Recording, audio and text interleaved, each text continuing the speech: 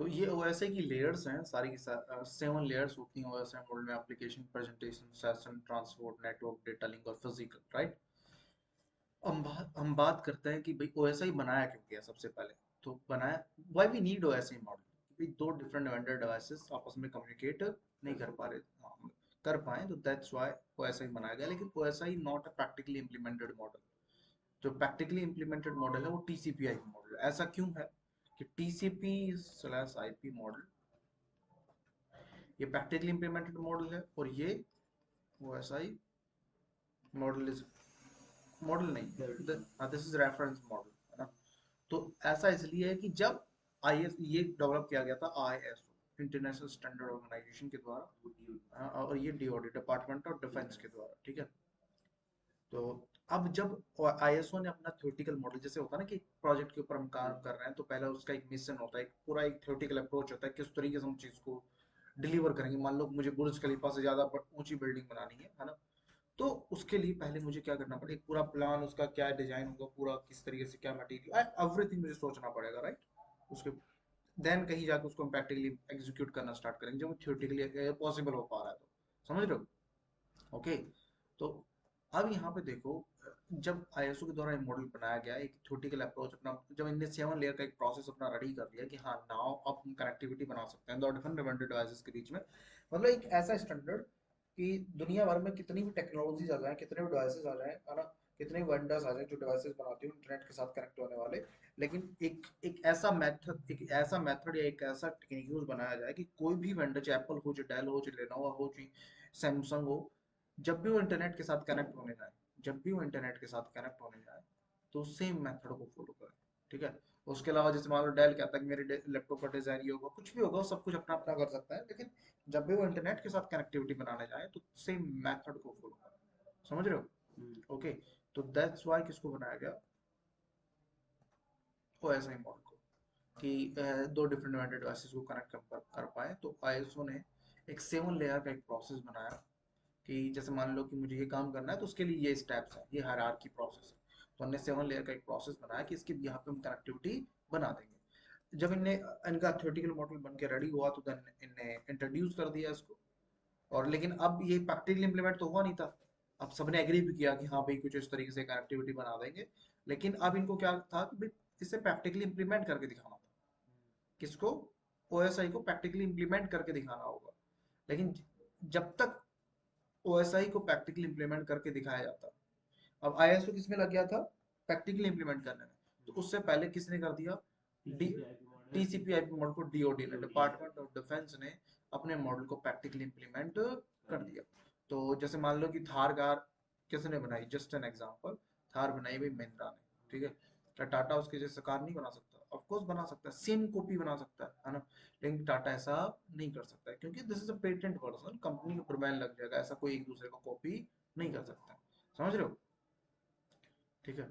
तो डीओटी, तो डीओटी के द्वारा जो मॉडल बनाया गया उसे उसने इसने क्या किया कि प्रॉब्लम जो मेन थी वही सॉल्व करके दी, कि दो डिफरेंट वेंडर डिवाइस, मान लो एक एचपी है एक डेल है, दोनों को कनेक्ट करके दिखाया, मतलब दो डिफरेंट वेंडर डिवाइसेस के बीच में कनेक्टिविटी बना के दिखाई।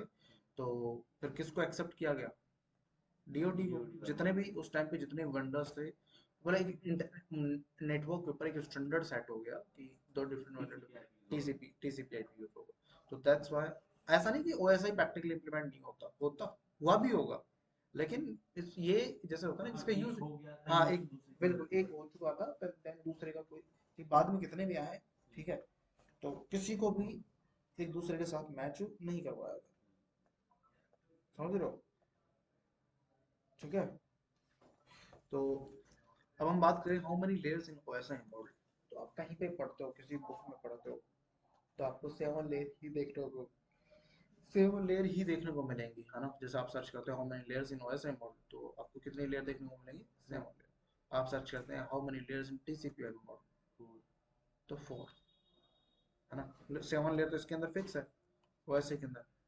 क्यों फिक्स है, कि भाई जिनके द्वारा मॉडल बनाया गया, जिनने इस मॉडल को डेवलप किया, उनने क्लियरली बताया कि हमारे मॉडल में कितनी लेयर्स होती हैं, राइट। ओके। लेकिन मैं बात करूं TCP slash IP model, TCP slash IP model, ठीक है। तो जिनके द्वारा मॉडल बनाया गया था, उनने अपने मॉडल के अंदर किसी भी टाइप का कोई थ्योरेटिकल अप्रोच नहीं दी, मतलब theoretical concept explain, sir practically इनने करके दिखाया। तो बाद में राइटर और रिसर्चर्स ने इसके ऊपर जब कि भाई टेक्नोलॉजी में इसका यूज हो रहा है, तो मतलब क्या इसका प्रोसेस है, तो देन दोनों ही मॉडल को जब रीड किया गया, दोनों के अंदर मैक्सिमम सिमिलैरिटीज थी, ठीक है। तो दोनों को एक दूसरे से अलग रखने के लिए, जैसे एक ग्रुप था, एक रेपुटेड ग्रुप, कि जैसे मान लो कि तुम कोई बात बोल रहे हो तो मैं आपकी बात को भी एग्री नहीं कर सकता, है ना, मतलब डिसएग्री नहीं कर सकता, और मैं कुछ बात बोल रहा हूँ तो आप मेरी बात को डिसएग्री नहीं कर सकते। दोनों पॉइंट को मतलब रखा गया, मतलब एक ग्रुप था जिनके द्वारा फिर बताया गया कि इस मॉडल में कितनी लेयर्स हैं, टीसीपीआई मॉडल 4, क्योंकि जिनके द्वारा बनाया गया था उन्होंने किसी भी टाइप का आज तक कोई थ्योरेटिकल एक्सप्लेनेशन नहीं दिया कि हमारे मॉडल में इतनी लेयर्स हैं, दैट्स व्हाई ये ऐसा है। और एक ग्रुप था जिसने बोला कि भाई हमारे मॉडल में कितनी टीसीपीआई मॉडल में कितनी लेयर है, 5। वो लोग करते हैं फिजिकल को भी कम। मतलब कि कितनी, how many layers in TCP model 4 and 5, आप बोलते हो 4 राइट है, आप बोलते हो 5 राइट है, लेकिन आप कहते हो 4 ही होती, 5 नहीं होती, है ना, तो तब आप गलत हो, है ना। तो दोनों ही है, जैसे सिस्को की टोडलैम बुक है ऑफिशियल सीसीएनए की, तो उसके अंदर दोनों मॉडल्स के बारे में, दोनों लेयर्स के बारे में इंट्रोडक्शन है। जैसे विकिपीडिया के ऊपर बहुत जो बड़ी बड़ी वेबसाइट्स हैं, सिस्को ccna.com, उनके ऊपर, है ना, या डेटा कम्युनिकेशन की टेरन मोम बुक आती है, तो उसमें सिर्फ एक ही 5 लेयर के बारे में बताया हुआ है ना। हराइजन है, एक नेटवर्किंग की बुक आती है, ठीक है। तो ऐसे मतलब काफी सारी बुकें हैं, किसी में 4 बता रखा है, किसी में 5 बता रखा है, और किसी में दोनों बता रखा है, ठीक है। तो इसका रीजन यही है। तो कितनी लेयर्स हैं बस आपने यही बतानी, 4 एंड 5 दोनों ही बोला जाता है, 4 भी बोलते हो तब भी राइट है, 5 बोलते हो तब भी राइट है, ठीक है। But this is not fix कि 5 भी होती है या 4 ही होती है, ओके, समझे। और दोनों, जब दोनों मॉडल एक दूसरे के साथ रिलेट करते हैं, है ना, तो ये, और इसमें 7 फिक्स क्यों है? क्योंकि जिनके द्वारा मॉडल बनाया गया, जिनके द्वारा मॉडल इंट्रोड्यूस किया गया, किसके द्वारा, आईएसओ के द्वारा, तो उन्हें क्लियरली एक्सप्लेन किया कि हमारे मॉडल में कितनी लेयर्स हैं, ठीक है। तो दैट्स व्हाई ऐसा फिक्स है कि इस मॉडल में how many layers in this model, okay.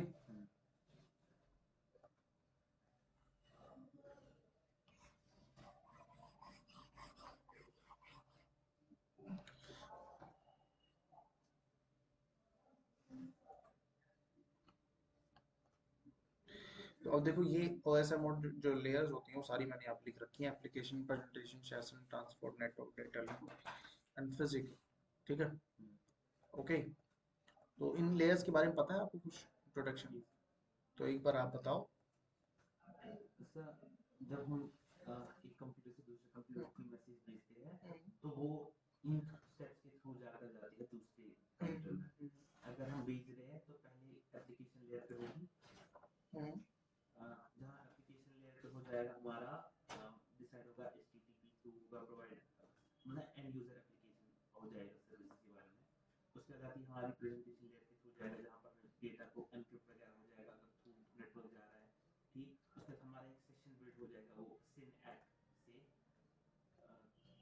Sin ack I think TCP IP पे रहता है, बट समझने के लिए मतलब एक सेशन बिल्ड हो एक जाता है लेयर्स पर, कनेक्शन बिल्ड करने के लिए, हाँ। कनेक्शन बिल्ड करने के लिए आता है।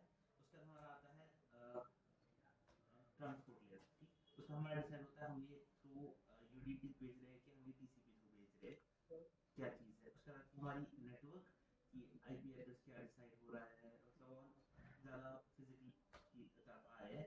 उसके बाद हमारा मैक एड्रेस डिसाइड होता है कि स्विच के थ्रू जाएगा, और लास्ट में हमारा फिजिकल रहता है कि क्या कौन सा सिग्नल है, हार्डवेयर क्या चीज़ है, बिट्स वगैरह कितने हैं। और फिर जब वहाँ पहुँचता है तो वहाँ पर फिर इसका रिवर्स प्रोसेस स्टार्ट हो जाता है। वहाँ स्टार्टिंग फिजिकल से स्टार्ट होता है, उसके बाद वो वापस बिल्ड करते हैं, सेकंड डेटा पे आ जाता है। सर और भी मैंने इसके बारे में पढ़ा था कि ऐसा ऐसा करके एक एक फ्रेम ऐड होते जाता है उसके ऊपर। तो डेटा जो हर कोई हेडिंग और हेडिंग करते हैं ऐड, सिर्फ आई थिंक फिजिकल लेयर होता है जो एक हेडर भी देता है और एक टेल भी देता है इसको, फिर उस पूरे को हम डेटा बोलते हैं। ओके, हेडर मतलब, है ना, डेटा लिंक लेयर के पे इथरनेट हेडर ऐड होता है। लेयर 3 के ऊपर मैं बात करूँ, मतलब नेटवर्क लेयर के ऊपर हमारा आईपी हेडर ऐड होता है, ठीक है। और लेयर 4 के ऊपर टीसीपी एंड यूडीपी हेडर, है ना। कोई बात नहीं, प्लेन में बैठ लोगे आप। देखो अब हमारे मॉडल में कितनी लेयर्स हैं, 7 लेयर्स हैं। तो application, presentation, session, transport, network, data link और फिजिकल, ठीक है। तो अब यहाँ पे समझाने के पर्पज से मैं भी ऐसा ही करता हूँ कि मान लो कि जस्ट एन एग्जांपल, मैं आई हैव ए कंपनी, है ना, this is your company, just an example, ठीक है। और दिस इज जयान कंपनी, है ना, jayan.com, ओके। और दिस इज अनदर कंपनी, मान लो डी डॉट इन, ठीक है। ये मेरी कंपनी है, आपको मेरी कंपनी में कोई डेटा सेंड करना है, मान लो आपके पास कोई 10,000 जीबी पेज का कोई एक प्रोजेक्ट है, जस्ट एन एग्जांपल, कि आपने डेटा कहाँ पे सेंड करना है, मेरे पास सेंड करना है, ठीक है, इस कंपनी के लिए। अब ये मेरी कंपनी के अंदर, अब देखो मैं बात करूँ how many layers in OSI model, तो 7 लेयर, कौन कौन सी, ये 7 लेयर है, ये 6, ये 5, 4, 3, 2,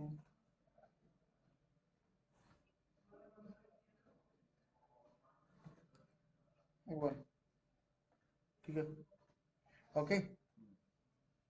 तो अब जैसे मान लो कि आपसे कहा जाए कि सेंटर, ये हमारा सेंटर साइड है और ये रिसीवर एंड होगा। तो सेंटर साइड से लेयर 1 का नाम बताओ तो क्या होगा, एप्लीकेशन। रिसीवर साइड से लेयर 2 का नाम बताओ, डेटा लिंक, है ना।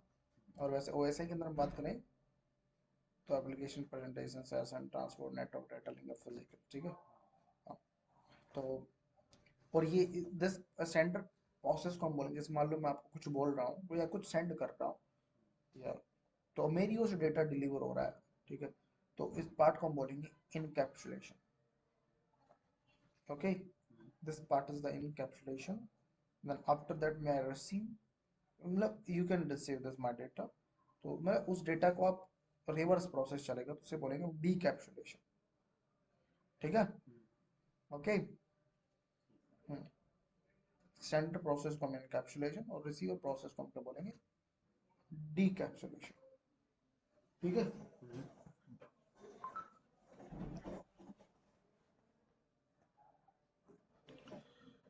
अब देखिए,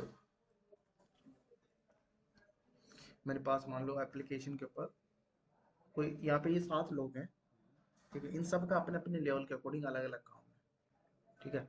तो ये कंपनी के अंदर 7 लोग बैठे हुए हैं, इन सब का अलग अलग काम है। मान लो जैसे अरुण नाम का कोई बंदा है, ये हमारी कंपनी का, समझाने के पर्पज में मान लेता हूँ ये सीईओ है।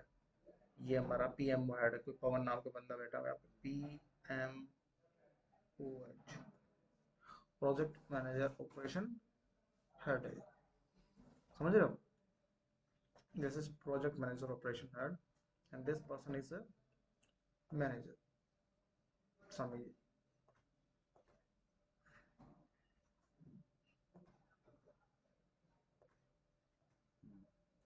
ठीक है, ओके। एंड ट्रांसपोर्ट लेयर की पर मैं बात करूँ यहाँ पे कोई, ये नीचे ये बाकी की हमारी टीम है, ये तरुण नाम का बंदा है, तरुण, ये नितिन नाम का बंदा है, ये दिनेश नाम का बंदा है, ये प्रतीक नाम का बंदा है, ठीक है। तो ये सब लोग हैं जो अपनी कंपनी में अपने अपने लेवल के अकॉर्डिंग बैठे हुए हैं, सबका अपना अपना अलग अलग काम है। तो यहाँ से पहले डेटा हमारा डिलीवर होना स्टार्ट होता है कि मान लो सबसे पहले डेटा कहाँ पे पहुंचा, हमारा एप्लीकेशन लेयर के ऊपर, है ना। तो application layer is responsible for all, जैसे हमारे जहाँ भी कनेक्टिविटी बनती है, जो भी एप्लीकेशन जहाँ पे हमारे किसी ना किसी चीज़ के साथ कनेक्ट करती है, तो फर्स्ट ऑफ ऑल स्टार्ट कहाँ से होती हूँ, एप्लीकेशन से, ठीक है। जहाँ पे हमें एक यूजर इंटरफेस प्रोवाइड होता है, जैसे वेब सर्विसेज हमारी काम का कहाँ पे काम करती है, एप्लीकेशन के ऊपर। रिमोट सर्विसेज, डोमेन सर्विसेज, सारी की सारी कहाँ पे काम करती है, एप्लीकेशन के ऊपर, ठीक है। Then after that he send on next layer, and next layer is the presentation layer. Then there is a one person is responsible for all activities. So then there is a Pawan, and Pawan is a project manager, operation head, right? Then this person is responsible for कि आपका जो data है, first of all कहाँ पे आप send कर रहे हो, राइट। मान लो कि आपने आपकी, मतलब आपकी कंपनी से मेरी कंपनी में कोई डेटा आ रहा है, तो आप पहले क्या चेक करो कि भाई वो डेटा मेरे स्टैंडर्ड के अकॉर्डिंग है या नहीं, जहाँ पे आप सेंड करना चाहते हो, राइट। तो he is converting your data into standard format, right. जैसे मान लो कि मेरी रिक्वायरमेंट है कि मैं 500 करोड़ से नीचे का प्रोजेक्ट रिसीव नहीं करता, है ना। मैं 500 करोड़ से नीचे का प्रोजेक्ट क्या नहीं करता, रिसीव नहीं करता, राइट। तो उसके लिए क्या है कि मतलब मैं कहाँ पे था भूल गया, एक दो माइंड में से आ गया।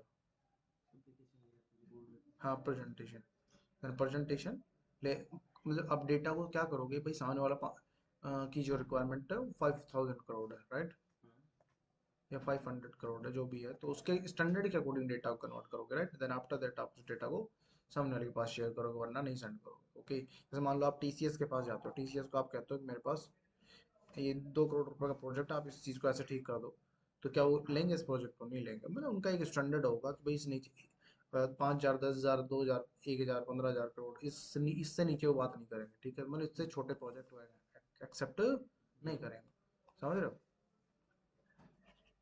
ओके। देन और यहाँ पे इंक्रिप्शन और डिक्रिप्शन भी यहीं पे होता है, कहाँ पे, प्रेजेंटेशन लेयर के ऊपर। देन आफ्टर दैट डेटा को आगे की ओर फॉरवर्ड कर देता है। देन जैसे डेटा आपका आगे की ओर फॉरवर्ड होता है, the next layer is session layer. Then session layer is responsible for your whole session, responsible for all session. मतलब कोई बीच में कोई प्रॉब्लम आती है तो सेशन को टर्मिनेट करना या दोबारा से उसे रीस्टार्ट करना, तो वो कहाँ पे रेस्पॉन्सिबिलिटी है उसकी, सेशन लेयर के ऊपर, okay. Then session layer is responsible here.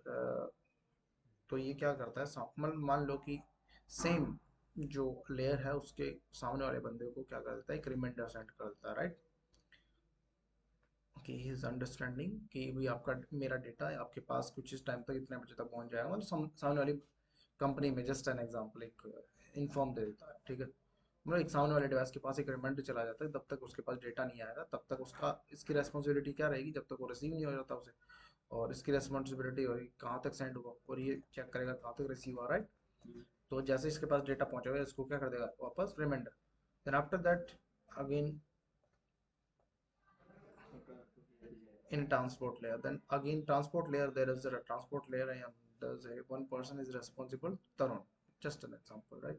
then Tarun is responsible for कि आप तरुण यहाँ पे चेक करें कि भाई डेटा मेरा मान लो कि 10,000 GB का था, राइट।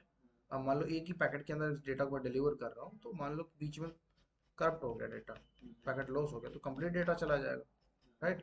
तो कुछ ऐसा किया जाए कि कुछ है ना। ताकि पता चले कि डेटा पहुंचा उसके पास कि नहीं। हाँ बिल्कुल बिल्कुल अगर हम देखिए टीसीपी वाला यूज करेंगे, यूडीपी नहीं करेंगे। बिल्कुल बिल्कुल बिल्कुल, ठीक है। तो देन ये क्या करता है, कनेक्शन बनाने के लिए वो आप टीसीपी एंड यूडीपी प्रोटोकॉल्स हमारे वर्क करता है। लेकिन यहाँ के लिए अभी मैं क्या कर देता हूँ कि मान लो कि डेटा क्या कर देता है, सेगमेंट कर देता है, ठीक है। तो मैं जैसे 10,000 GB पेज का था, इसने 1, 2, 3 एंड 4, फोर पैकेट्स है।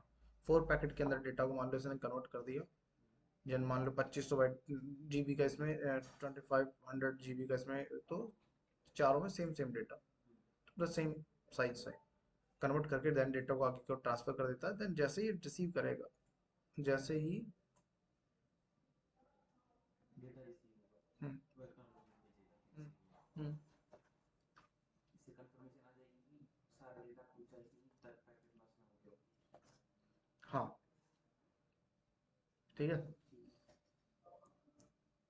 ओके। हाँ मतलब डेटा को एक सीक्वेंस नंबर भी असाइन कर देगा, सीक्वेंस नंबर वाई 1, 2, 3, 4। पर डेटा को सेगमेंट तो इसी ने बनाया ना। तो मान लो सामने वाले के पास जाके पहले पैकेट रिसीव होता है 3, तो सीक्वेंस में उसको एग्जैक्ट वही सीक्वेंस मिलना चाहिए, राइट। तो देन आफ्टर दैट डेटा को आगे की ओर फॉरवर्ड कर दे। तो जैसे डेटा आगे की ओर फॉरवर्ड होता है, तो there is a next person, the next person is responsible for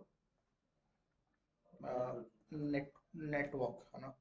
मतलब आईपी एड्रेसेस कि अब ये रेस्पॉन्सिबल है, आपको नितिन नाम का पर्सन बैठा हुआ है और जो देख रहा है कि डेटा कहाँ से कहाँ पे जाना है मुझे मालूम है, लेकिन डेटा के ऊपर ऐसा कुछ मेंशन नहीं है कि डेटा कहाँ से कहाँ पे जाना है। तो मतलब it is responsible for IP addresses, for addresses, कि अब यहाँ पे क्या मेंशन करेगा, source address and destination address, ठीक है।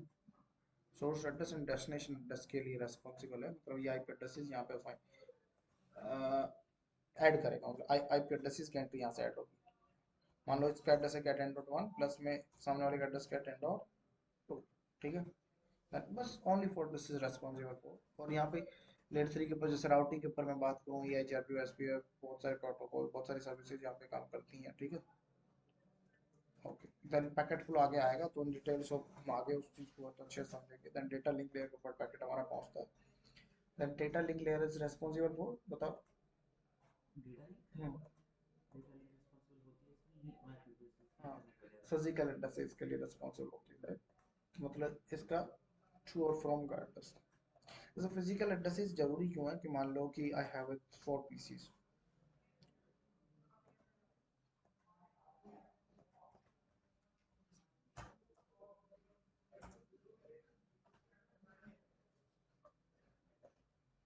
इसका 10.1 प्लस में OA, इसका एड्रेस 10.2 प्लस में OP, इसका एड्रेस 10.3 प्लस में OC, मैक एड्रेस है OCOB जो मैं ले रहा हूँ, OD प्लस में 10.4, ठीक है।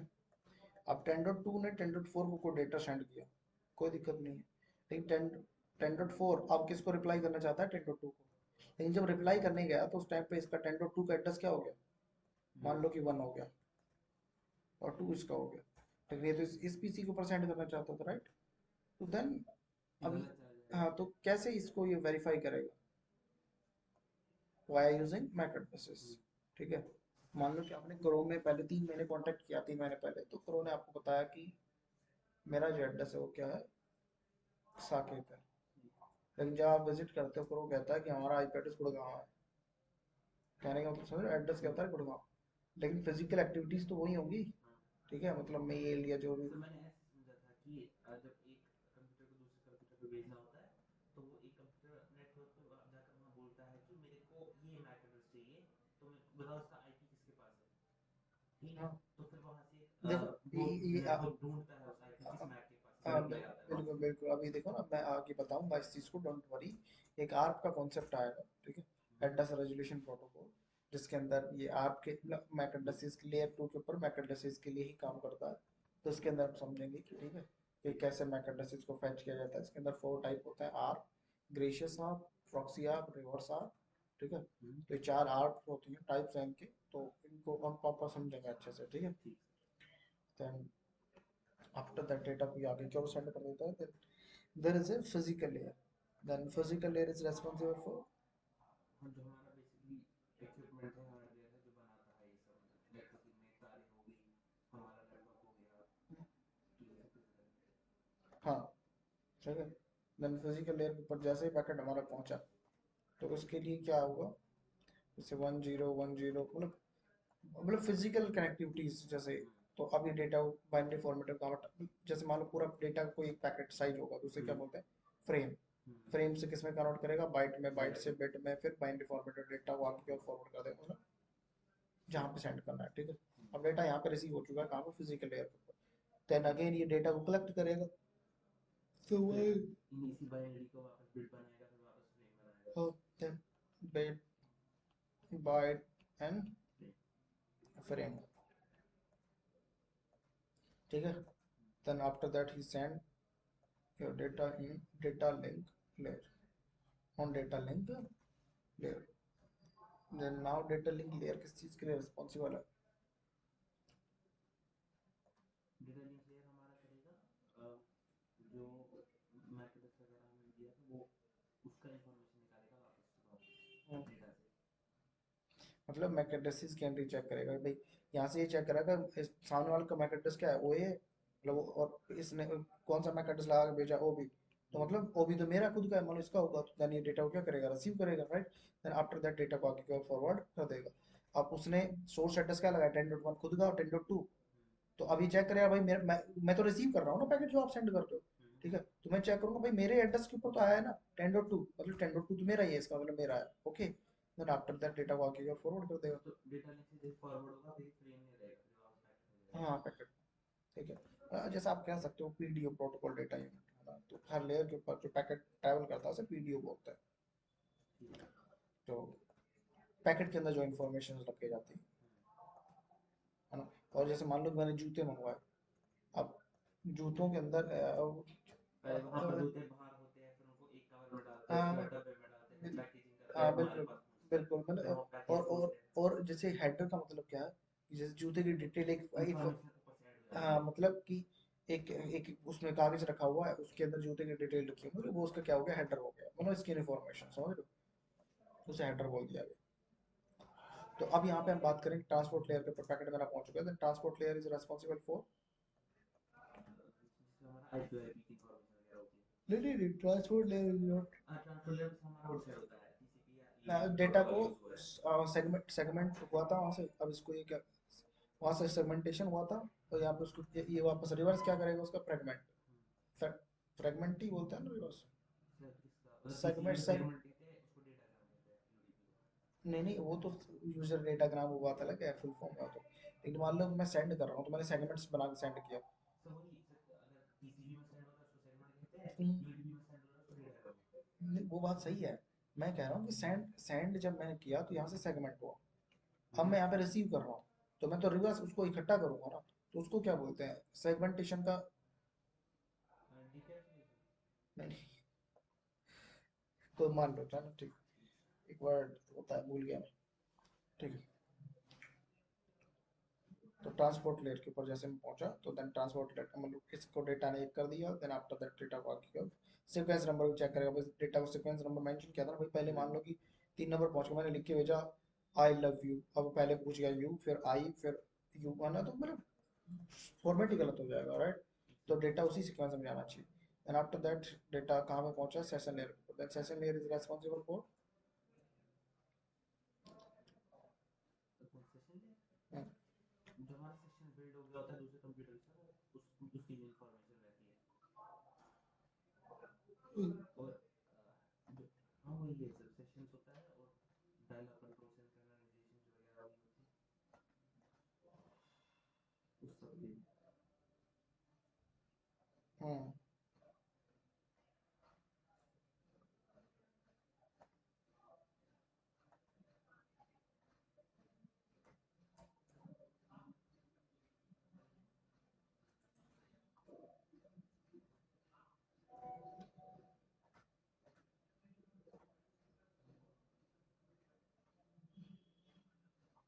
ठीक है।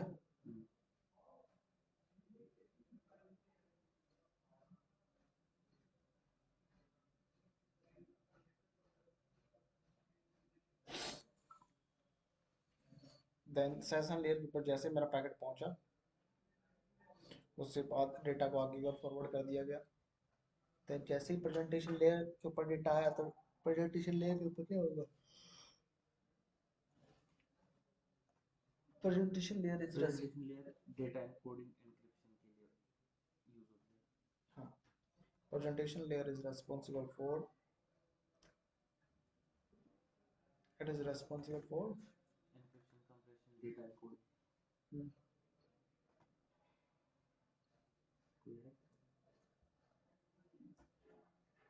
मतलब डेटा को इनक्रिप्ट करेगा, इनक्रिप्शन और डिक्रिप्शन लगाता है, यहाँ पे क्या होगा, डिक्रिप्ट होगा और चेक होगा कि डेटा इनके स्टैंडर्ड के अकॉर्डिंग है या नहीं है ना, डेटा इनके स्टैंडर्ड के अकॉर्डिंग नहीं हो तो यहाँ से सेशन आपका क्या हो जाएगा, ब्रेक हो जाएगा, ठीक है, मतलब डेटा इनके स्टैंडर्ड के अकॉर्डिंग, देन ये रिसीव करेगा, देन डेटा को आगे और फॉरवर्ड कर देगा, right.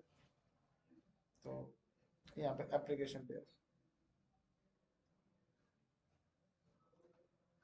Application sir application layer पे शो हो जाता है फिर डेटा की, उसमें कुछ और प्रोसीजर हो जाता है एप्लीकेशन लेयर नहीं में। नहीं नहीं, बस जो आप चीज़ करने जा रहे हो कि आप तक जो सर्वर से आपके पास कोई डेटा, जैसे आपने लिखा what is networking what's Google से, तो आपके सिस्टम तक वो डेटा आगे प्रेजेंट हुआ है, ये ओपन हुआ है, तो पूरा मतलब पैकेट फ्लो, एंड कहाँ पे हो रहा है, स्टार्ट कहाँ से हो रहा है एप्लीकेशन से, एंड कहाँ पे हो रहा है एप्लीकेशन, डिलीवरी कहाँ तक जा रहा है, ठीक है, एंड टू एंड कनेक्शन जो समझ आया, हाँ सर। तो ये था हमारा वो है सर। अब हर एक लेयर के ऊपर कौन से प्रोटोकॉल कौन सी लेयर के ऊपर क्या काम करते हैं, फिर सबके ऊपर हम एक एक सेपरेट सेपरेट करके बात करेंगे।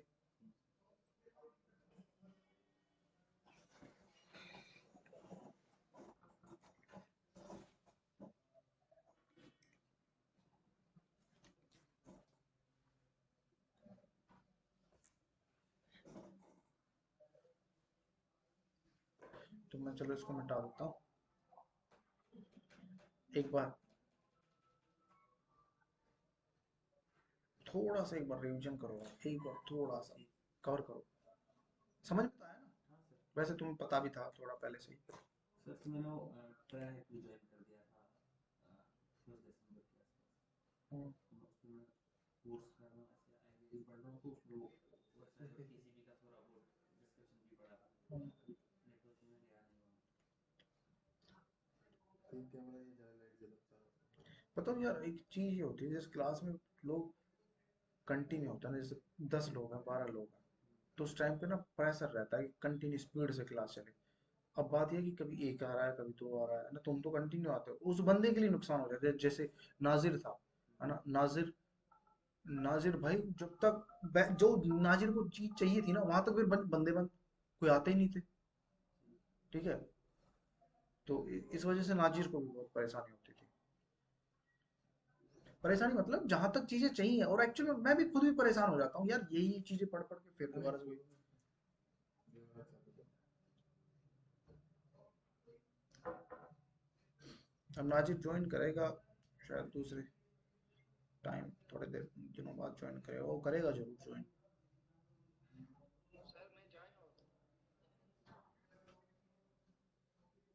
नाजिर ज्वाइन कर रखा। नाज़िम ने तो ज्वाइन किया ना। ओ मैंने नहीं देखा भाई मैंने नहीं देखा, मैंने अब देखा।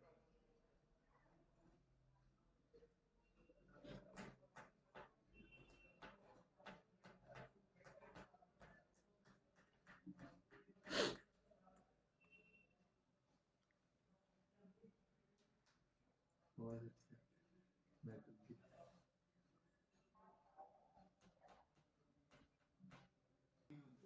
हाँ हाँ यूनिट्स हाँ, बिल्कुल बिल्कुल बिल्कुल सही है, सही है, अच्छा है। हम्म, कोई चीज़ का ब्रीफ पढ़ाया था इस बारे में, एनकैप्सुलेशन करके, हम्म। वो आज मैं करवा दूँ।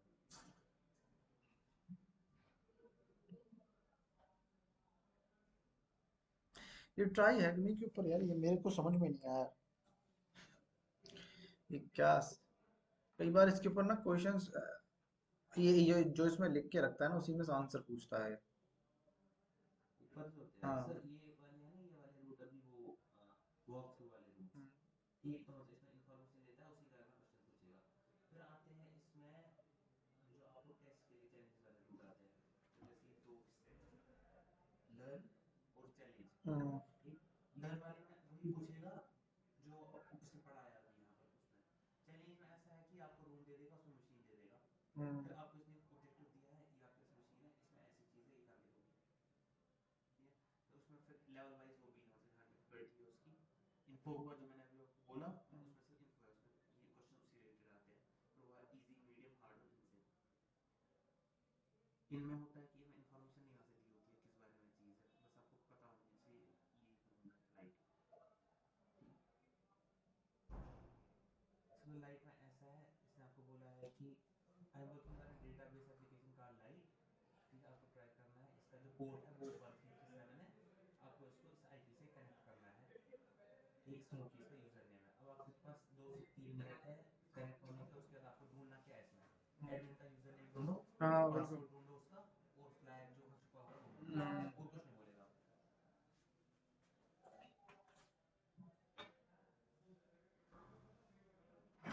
भी हो मैं पी लूँ देखा ना इसमें इमरजेंसी सर्विस लगा था ना। मुझे थोड़ा वो स्ट्रेस है, मुझे सिक्योरिटी प्लस का एग्जाम आ रहा है आगे, बट मुझे समझ नहीं आ रहा वो कैसा टफ होगा, ज़्यादा एग्जाम बहुत नहीं इजी कैसा है। अरे इन्हें बिठा देना अपनी जगह।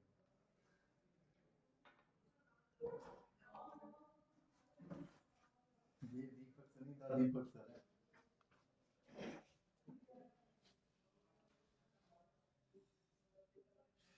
सर सीसीएनए का एग्जाम कैसा होता है? हम्म, तो सीसीएनए के एग्जाम का क्या एनवायरनमेंट क्या रहता है, कैसे देना होता है? सीसीएनए का एग्जाम बुक करो दो। सर मतलब वहाँ एमसीक्यू पर एमसीक्यूज सारे एमसीक्यूज होते हैं? एमसीक्यूज होते हैं और ऐसे कुछ जैसे सिनेरियो बेस भी होंगे तो एमसीक्यूज में कुछ पूछा जाएगा। पैकेट प्रेशर पे कुछ काम करना नहीं वगैरह नहीं नहीं, ऐसे ऐसा कुछ नहीं होता।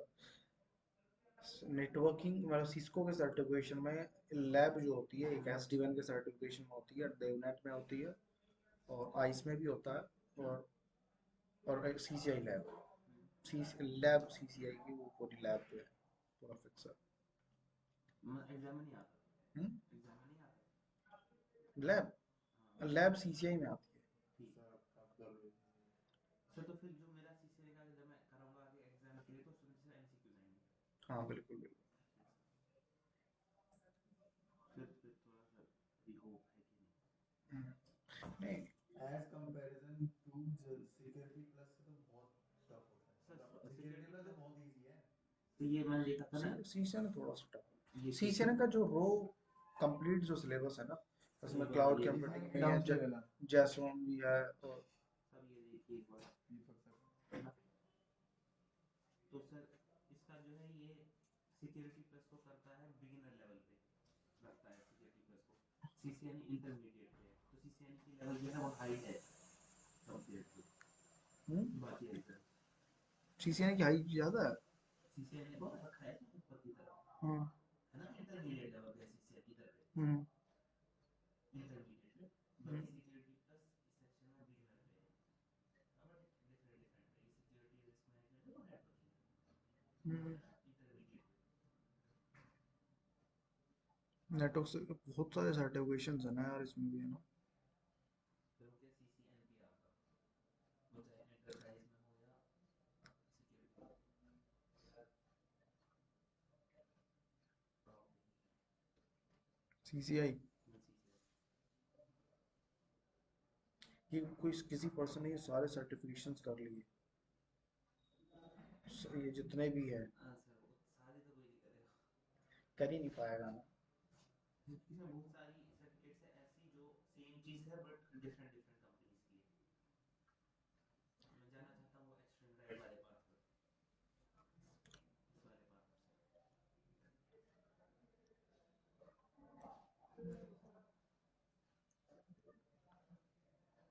एक बार मेरा सिक्योरिटी प्लस हो जाए, सीसीएनए हो जाए, फिर करूँगा मैं सीपी की तैयारी, बट एसटीवी से करूँगा मैं तैयारी। मतलब आई थिंक जब पेनिट्रेशन टेस्टिंग वहाँ ये वाली सर्टिफिकेट आ जाएगी उसी के बाद एससीपी भी हो जाएगा। सर आपने हैक द बॉक्स किया है यूज़ कभी? हम्म। हैक द बॉक्स हाँ किया है लेकिन इतना नहीं किया। यहाँ पर इंडिया में काफ़ी महंगा है, इसलिए मैंने मतलब अभी पहले Okay. ट्राई हैकिंग से स्टार्ट